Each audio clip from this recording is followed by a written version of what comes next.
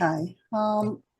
So seeing as how we have an Australian election on Saturday, the 3rd of May, I just thought I'd talk a little bit about the two main contenders. I'm not going to speak a great deal, so I'm going to look at the chart for the 3rd of May, and I have cast it for 6 o'clock, which is, I think, when voting finishes. Now, of course, often it's not decided till later that evening, but I just generally by 6 p.m. we do have a bit of an idea of how we're going with it. And I'm going to compare the transits to the charts of Anthony Albanese, who represents the left, supposedly, in Australia, and Peter Dutton, who represents the right. The difficulty that we have is we don't know the time of birth for either of them. I'll talk a little bit about majority or minority governments and what role the other parties play. And then I will literally speak for about 5 minutes on the fixed Grand Cross that is so important at this point in time. Okay, what the hell is going on? What happens now? Let's have a look. So a few indicators. If you're not an astrologer, beg your pardon? Someone's not muted. If you're not an astrologer, then just follow along as best as you can. But things that I'll be looking at, someone's not muted. I wonder who that is. If you could all just check, that would be great, please. In the chart for the weekend, we do have an Aries stellium, and I'll show you the chart in a minute. And that simply means that there's a whole lot of planets in Aries, and the best we can hope for there is a brand new beginning. Because we're talking about a worldly matter, i.e. an exoteric matter, we must look at Mars in the chart because that's the ruler of the sign of Aries. And for 6 o'clock at night, we have the Mars-Pluto opposition's fairly prominent with Leo on the midheaven. Saturn is always extremely important for major decisions that are made, and it does have a connection to governments, and Saturn's in Pisces at the moment, and you may remember from some of the earlier talks, but at the moment Saturn's in the degree of Pisces that the Sabian symbol for that is a prism, and I think of a prism and I think of all the colours of the rainbow. So somehow or other all the colours of the rainbow are hopefully involved in long-range decisions that take us forward. Saturn is on the North Node in Pisces in the chart, and the Sabian symbol for the North Node is a harvest moon. So on one way of saying it, I suppose, is that it's a harvest period. Now, hopefully Australians have learned from previous elections, especially over the last 7 years, that's the Saturn cycle, because we're harvesting what's happened over the next 7 years, and according to the seeds we plant, so we have an impact on the 7 years to come. In the chart, there is a very favourable Uranus, and I'm going to point that out to you, and it's part of what we refer to astrologically as an earth-water kite. Okay, and the other thing that I do find interesting is that the Earth in the chart is in the degree, the 13th degree of Scorpio, and known as the degree of fear. And the other thing I'm going to talk about is Jupiter is in Gemini, square the nodal axis.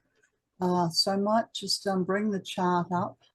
And basically the two branches, the Labor and the Liberal, have got two different platforms that they're going for. The left wing is saying, look, keep us, you know, we're stable and we'll look after you and your health.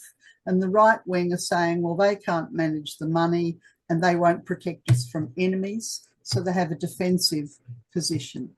That's just an image to show you what the kite looks like. And at any point, Zachary, please just come in, or Kat, if you want to talk to Kat, if you feel inclined to unmute yourself, if you have astrological comments, please do so. Or B, for that matter, who's also the other astrologer in the group. Okay, so here's the, I'll just find my little light to show it to you. This is the election chart for the 3rd of May, 6 p.m. done from Canberra. And there's a few things to notice. One of the first things to notice is the planet Mars sitting high on the chart.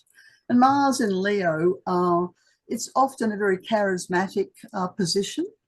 And well, it's hard to see a lot of charisma in both of the main contenders. But I mean, maybe it's my bias, but I'd have to say I think there's a little bit more charisma in Anthony Albanese than there is in Peter Dutton. But it's not just about charisma, it's about the courage to lead from the heart. Now, that's the esoteric view of Mars in Leo, is that Australia needs someone who will lead from the heart. Unfortunately, Mars in Leo on the lowest vibration gives a sort of a strong man. And I guess Peter Dutton's kind of painted himself as the strong man. And I would say Anthony Albanese does talk more about the heart, which is the esoteric view. Okay, other things to notice about the chart. At 6 p.m, it has the last degree of Scorpio rising. And on the other side of the chart, we have the planet Uranus, which brings about change. And the planet Uranus is involved in the kite that I was talking about. Now, if you're looking for the kite, it's the big blue triangle there with the green lines that point to the planet Uranus. And then what a kite does is it helps us to get up above the day-to-day matters and catch the wind and go forward. And the earth and the water, kite is to do with responsiveness to practical or financial or physical matters. So it's a beautiful pattern, a kite in a chart, and it does a great deal, I think, to hopefully bring us a leader who will lead from the heart. And the other thing to say about the kite are these little green stars, the sextiles.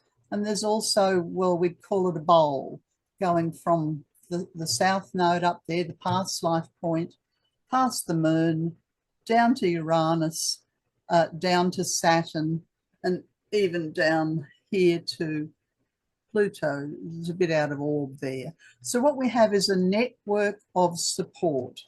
Now, the first thing I think of when I look at the kite and all these sextiles, the green lines, is that it's a bit where they say with a child, it takes a village to raise a child.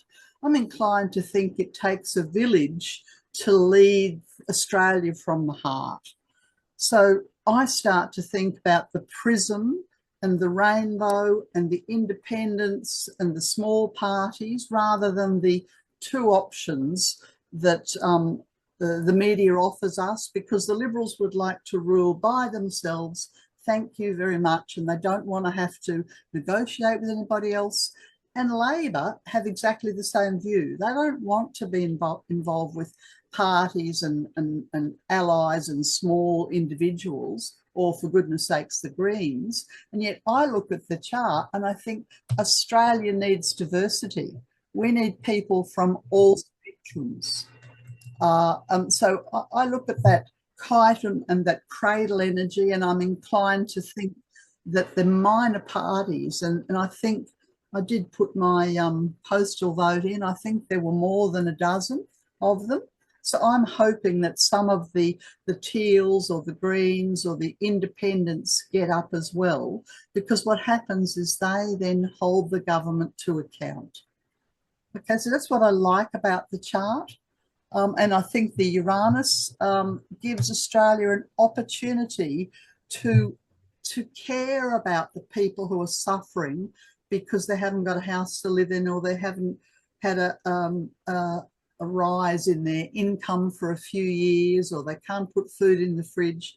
You know, Uranus and Taurus says care about the Taurian things, the cost of living, and the wages, you know, where the money's going. We don't want the money going into the coffers of the big corporate bodies. And both Labor and Liberal tend to take money from corporate bodies, Liberal more so, I think, but often that's to the detriment of the people who haven't got a house or haven't got a job or who've fallen through the cracks. So I think the message in the chart is for a charismatic, hopefully heart-based leader who will use all the sextiles and negotiate across to the various parts of the parliament and bring about the change to address some of these issues. Other things. Now, because there's Mars sitting up the top, 6 degrees Leo, directly opposite Pluto. Um, there's a power play going on, and people, that's a planetary pattern that's associated with the shadow, or with I don't know, you might say it's like the dirty tricks. You expect the knife to come out somewhere. And I'm no doubt, I mean, I haven't followed the last 6 weeks very closely, but no doubt there have been knives and dirty tricks coming out. Now, as I said, Saturn sits here. This is Saturn that's associated with the prism, which is all the colors of the rainbow, in order to bring light in. And the North Node in Pisces is the harvest moon. So we are harvesting from the last 7 years, and I hope we set very positive directions for the next 7 years. Chiron, you see Chiron, that looks like a key sitting there on the door to the 6th house, and that's the day-to-day life. And Chiron has this square that goes up to the moon, and that moon is only sitting there in the 28th degree at 6 p.m. in the evening. So it tells me that there's a crisis for the ordinary people, and the ordinary people need leadership with heart to reach across the platforms to resolve some of these issues. The 13th degree of Scorpio is a degree associated with fear. And, politicians often use fear to terrify people in order to play it safe and to choose a government that will protect them. And certainly that's been the tactic, I think, primarily of the Liberal Party, I'd say, where they say, well, look, we need more weapons, we need more submarines, we need a bigger army, and I haven't followed the amount of money they want to throw at protecting us. But I'm not against protection, but when fear has been used, and so I would imagine with the big grand cross that there will be some people who will vote for safety and for a government who will protect them for what they're afraid of. Yeah. Comments? Anyone else got anything I'd like to say about that before I move on? No? Chan, I was just looking at Jupiter on the bendings of the nodes there. Oh, yes. Yeah. Thank you, Kat. Yeah. Kat's pointed out Jupiter square the nodes. That's the South Node and the North Node. So the South Node's to do with Virgo, and that's the working class and the ordinary people. And when you have Jupiter, and Jupiter's been square the nodes, it's very strong between now and I think it's July until it's finished. And, we can get a lot of misinformation and a lot of almost like, how to say it, so many words and stories are thrown out there. They can confuse people and lead them up the garden path or in the wrong direction. But it can also highlight the degrees of separation that are there in the society between the haves and the have-nots. Other things you want to say about that, Kat?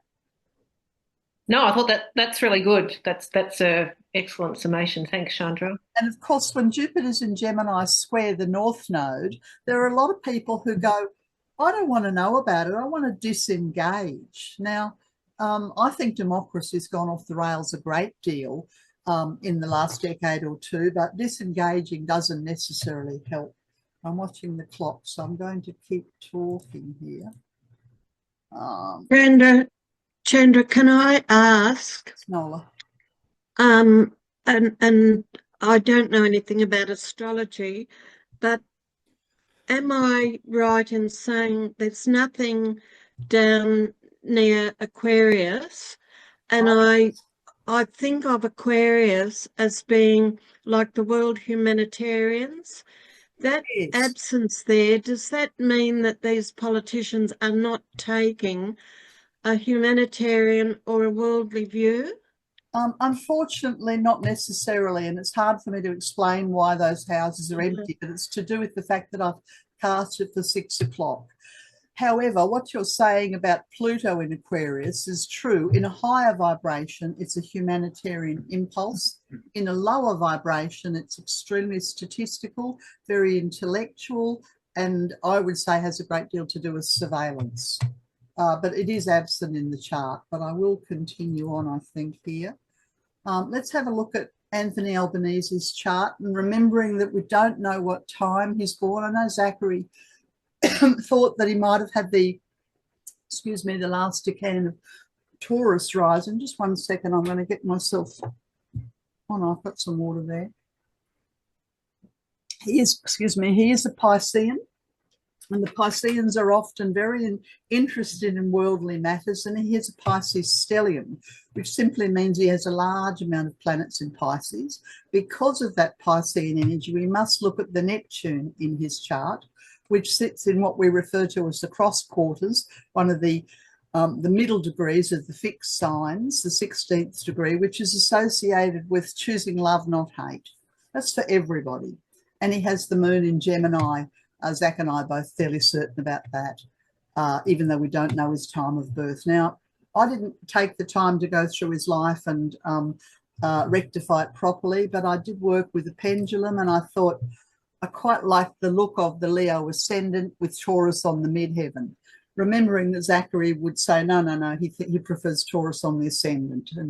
And because of that, we don't really know exactly for sure, is Mars angular, is the moon elevated? We don't know about that, or is Venus trying the midheaven? But I'll just explain those to you. All right, so if we go on the assumption, and this is what you do when you don't know what time someone's born, if you haven't rectified it properly, is you try it on for size. Okay, now if he's born at 4 minutes before 5 in the afternoon, then that would make his moon very prominent. And generally speaking, the moon in Gemini has what we would call a common touch and a bit of a gift of the gab. Yeah, so that's a very good position for a politician. Taurus tends to conservatism. Here you'll see the Pisces planets, Jupiter, Vulcan, the Sun, and Chiron. Now that will give an empathic, sensitive side to the nature, and often some difficulties around finding his strength as a man. Now that may have been earlier in his life. However, counterbalanced with all that Pisces, he has Mars in Leo, which is quite ambitious and charismatic and likes to be the centre of attention. Now you'll see the yellow line that goes from the Mars in Leo across to the Pisces, and it's a bit of an issue that he would have had to deal with in his life. How can he be the strong, confident, backing himself kind of person while he's a Piscean? And he may have fluctuated quite a bit with those two things. Fortunately, he has this very lovely, stable Venus in Capricorn, which is, one would say, brilliant for being a parent or leading an organisation, running a corporation, running a government, running a country. There's a safe pair of hands on the wheel there, although there is a tendency to some conservatism. And here's his very important Neptune down the bottom in the middle degrees of Scorpio. And as well as that, he has a couple of planets in Aquarius, Mercury and Saturn. So there's a tendency or capacity to be either visionary or extremely mental, depending upon how he's using the Aquarian energy. I'm watching the time, so I'm not going to say much more about that chart. I think I will continue on. Now, what I have here is in the inside circle, I have Anthony Albanese's chart. There's the Pisces energy, there's his Leo. And around the outside, I've put the chart for 6 o'clock on the election day to see what happens. Oh, the first thing I notice is that the planet Uranus falls on the midheaven. Now, I must tell you that I'd used the pendulum and intuited 27 degrees of Taurus, not even thinking about where the transits were.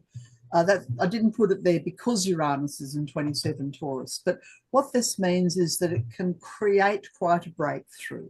Whether the breakthrough is positive or negative is hard to say, but you'll get a fairly dramatic kind of a breakthrough. Other things to notice is Anthony has Mars in Leo, and Mars is in Leo at the moment, almost the same degree, 640, 639. So as an astrologer, we would say he's having his Mars return. Now, everybody has a Mars return once every 2 years. And a Mars return is a bit like having bought yourself a sports car, but you'd lost the keys or you hadn't filled it up with petrol, and suddenly you fill it up or you find the keys and it's all system go and you can get in and take off. So this is a very positive thing, the fact that he's having a Mars return. And if he is born a few minutes before 5, then the Mars is not far from his ascendant as well. Yeah, so that's an interesting thing. Now, on Saturday, the Sun, the circle with the dot in the middle of it, is in the 13th degree of Taurus, which puts the Earth, the integration point, in the 13th degree of Scorpio. That's the degree associated with moving beyond fear, and it's right on his ruler, the planet Neptune. Now, when we have the Sun opposite Neptune, people can often realize a long-held dream. Yeah, because Neptune's inclined to having an idealistic or a dreamy view of things. And there's an integration or a Dharma point sitting on the dream. And what I particularly like, if I have his chart right, is that it falls in the 3rd house. So there's a dream where you can actually do something with your hands to make a difference. So I particularly like that. We talked about, Kat mentioned the Jupiter at 21 degrees Gemini, and you'll notice in Anthony's chart, he has his own Jupiter in 22 Pisces, and this creates a tension and a great deal of uncertainty. So, I mean, if I was in his shoes, I'd be second guessing myself and doubting myself and wondering what on earth I'd missed and getting confused and a bit emotionally overwhelmed. That's what happens when Jupiter in Pisces square Jupiter in Gemini. So a fairly kind of a stressful, and it's not just Saturday, it's probably last week, this week, and the next week. There's this sense of, oh my goodness, what will happen?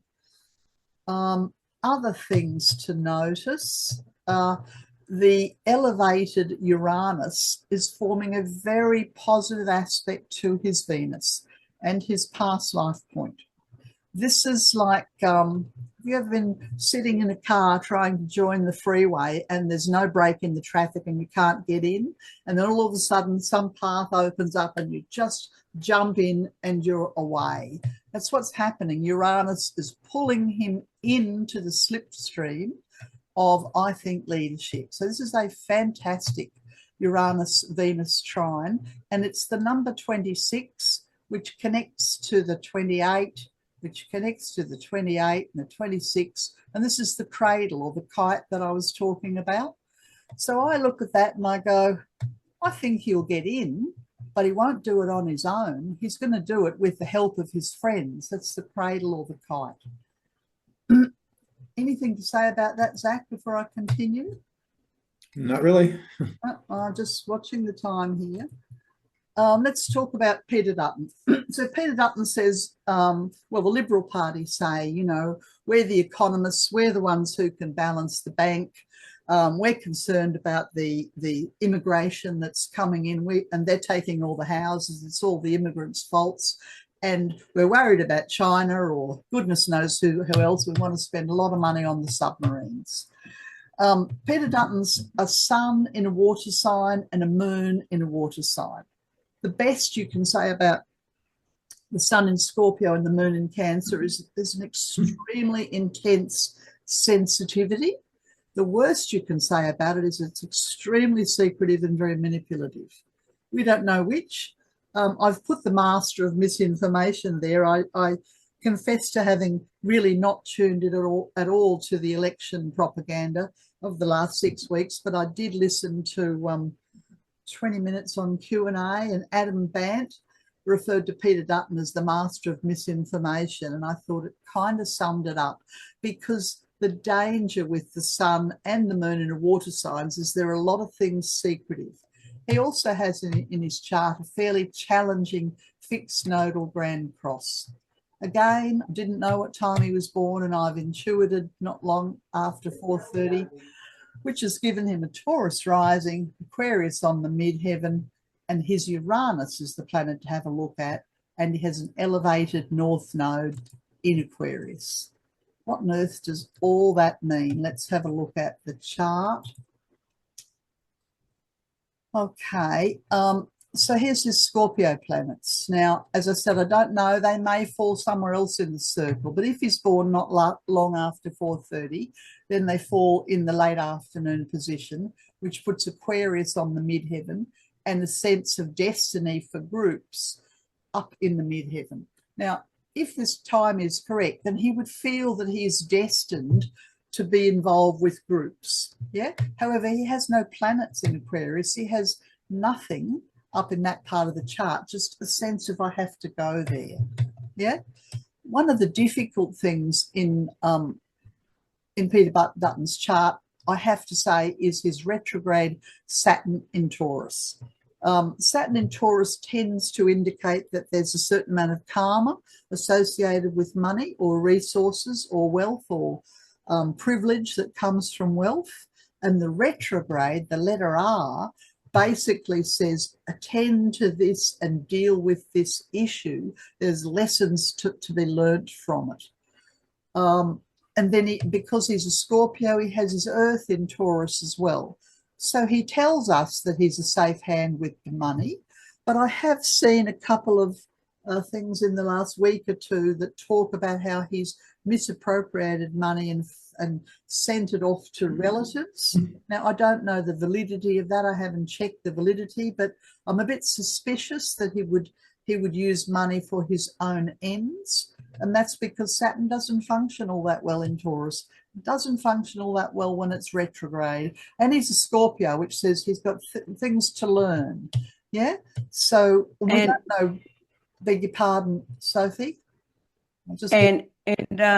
Libra, Uranus in Libra might mean facilitating ethics or ethics that can change. Thank you, Sophie. That's a very good point. Libra does have a great deal to do with justice and fairness, particularly on an esoteric level. And Mars falls flat on its face in Libra. It doesn't work very well there. And Uranus says change something about your one-to-one approach to people and or, as Sophie's pointed out, the ethics. And one of the criticisms of Peter Dutton is that he's not a real people person. People don't take to him. They don't warm to him. And he blames the media for that rather than going, okay, well, I would imagine he's probably got some good collegial support because Mars and Uranus there can bring that in. But I also remember that he was the person that tried to overturn the previous Prime Minister. He was in a battle for the top job. So 6 years ago between Turnbull and the other guy whose name I've forgotten. Yeah. Morrison, thank you. Yeah. So he's inclined to use his Mars Uranus for a bit of skullduggery and to take opportunities where he sees them. Yeah. He does have, well, if he's born late in the afternoon, his moon's towards the end of Cancer, and he does have these powerful trines up to the Scorpio and the Neptune. So I would imagine that if he considered you family and friend, then he would protect you and be very loyal towards you. But if he didn't, then look out. Okay, I'm running out of time. I talk too much. Let me keep going. If I look at the transits for Saturday and I connect them to Peter Dutton's chart, and if I'm right and he's born at 6 o'clock, 4:30 in the afternoon, then the Pluto falls on his midheaven. Now, if that was in your chart or my chart, an astrologer would probably say to you, have you had enough of the job that you're in? Have you thought about retiring and walking away and doing something completely different? You know, it's certainly not auspicious, but it's not, we can't say that it's definitely says he'd lose the election because we don't know what time he's born. But if he's born at 4:30 in the afternoon, it's a very bad omen, very bad omen. On Saturday, the sun is in the 13th degree of Taurus, the degree of fear that I talked about, and it sits on Peter's Venus. Now, Venus does not function well in Scorpio, yeah, for anybody. But Venus in the 13th degree of Scorpio will either be so afraid of life that they second guess themselves and withdraw because they're afraid, or one could say they use fear as a political tool. And I'm sorry to say that's what I've seen, is the political tool and fear being used as a political tool. Yeah, so don't particularly like that. The other thing to say is that the transiting Mars has got a great deal to do with the outcome of the election because of all those planets in Aries, is sitting at the bottom of the chart. And again, that's only if he's born late in the afternoon, but it's not in an auspicious place. Transiting Uranus is right on his integration point, the Earth, the Dharma point. So, you know, when Uranus falls there, there can be sudden, unpredictable breakthroughs that happen. Now, it's possible that it will be a little bit cliffhanging and that neither one of them will get a majority, and they'll have to wait and see whose vote they can buy from the minor parties to come into power. Now, the Aries planets are really not interacting much. The Mercury and Chiron aren't interacting much, I don't think, unless I've missed it. Oh, Mercury is directly opposite the Mars. Yeah, you know, when Mercury and Mars are in a relationship like that, people have to learn diplomacy. And I don't know that Peter Dutton's known for his diplomacy. And if he gets the top job, well, he's going to have to learn to be open and honest and forthright rather than use all the water to be sort of operating under the radar, so to speak. And of course, you know, I'm watching the time here. Of course, I'm biased. You know, I actually would prefer that neither of them got in with the majority, but what the Australian public decide, well, that's something else. But I did hear Adam Bandt say, we can't keep voting for the same two parties and expect a different result. I think he said it 3 times during the Q&A thing, and I thought he's right. He's right. Are Australians listening to him? You know, I have just as many issues with the duopoly of the supermarkets, Coles and Woolworths, as I have with the duopoly of Liberal and Labor. So I'm praying that the younger generation, who are 7 million people, Australians, a very large voting bloc, this is Gen X, Gen Y and the millenniums, that they choose something different. And that Labor or Liberal, and I'm hoping Labor, get into a minority government and have to speak to the Greens, who have those policies there, dental, homelessness, or the people on the crossbench. But of course, I realise that I'm looking through my aura and I'm biased. You may have a very different view of it, but I go back to the kite and the cradle in the chart for the day, and I think no one's going to win a majority. That's a sort of, I'd be inclined to predict that Labor will come in as a minority government. They will have to talk to some of these other Australians. Okay, I'm going to talk very briefly here about the Mars-Pluto opposition, which was in that chart for Saturday, but it's actually dominating world events from the middle of April till early May. And I will point it out very briefly. There's Mars, there's Pluto, and I've cast this for 26 April when the Mars-Pluto opposition was exact. And there's the Sun in Taurus. Now, I'm not sure exactly what events occurred on the 26th of April, but really it's the month, the 2 weeks before and the 2 weeks after. And the reason I'm so interested in this is because Mars and Pluto represent the shadow of humanity. And the holy ones are interested in whether humanity en masse will move and work and move forward from the heart, or whether our egos and our national and our political and our international shadows will grab the reins, and you see the big grand cross. The big grand cross is like being caught in one of those mazes where you've gone in one way and you just can't find the way out. You're going round and around and around and getting more and more and more locked down in the shadow. And the biggest issues for the shadow for humanity are sex, power, and money. And so they are the issues that I think the holy ones are interested in for the last few weeks and the next few weeks. How's humanity going with their shadow? Well, thus far, we've had a failure of the peace process in Ukraine and Gaza, although I know there was some signing of a trade document with Ukraine just today or yesterday, I think. I've been watching very closely what's happening on the Indian-Pakistan border on the line of control, because this is extremely important and a way for Russia to create economic pathways, and there's war brewing there. There are territorial and trade issues. There's a Taurian issues between China and the Philippines. There was that enormous explosion in the Arabian Gulf, which I'm deeply suspicious about, and for some reason I think that's something to do with Iran and Israel.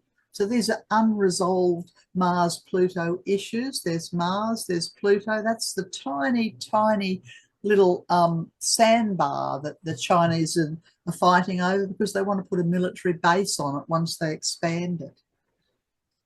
A few other things. Well, of course, the Pope passed, and I'll leave that for Zachary to talk about. There's so many things we could talk about. The ignominious leaving of Klaus Schwab from the World Economic Forum, hooray, hooray. The Canadian election, the Australian election, to say nothing of, these are all Mars-Pluto issues, global power, earth fire, all of those things, and all the volcanoes going off with the quakes. So we're living in interesting times, and I think that the Holy Ones are very interested in the choices that we're making around all those matters. I do apologise if, and there's a lovely image, I found that and it looks, that's Etna erupting above the town whose name I've forgotten, looks like a phoenix, someone said. And I think that if humanity don't resolve it, then the earthquakes and the volcanoes will continue.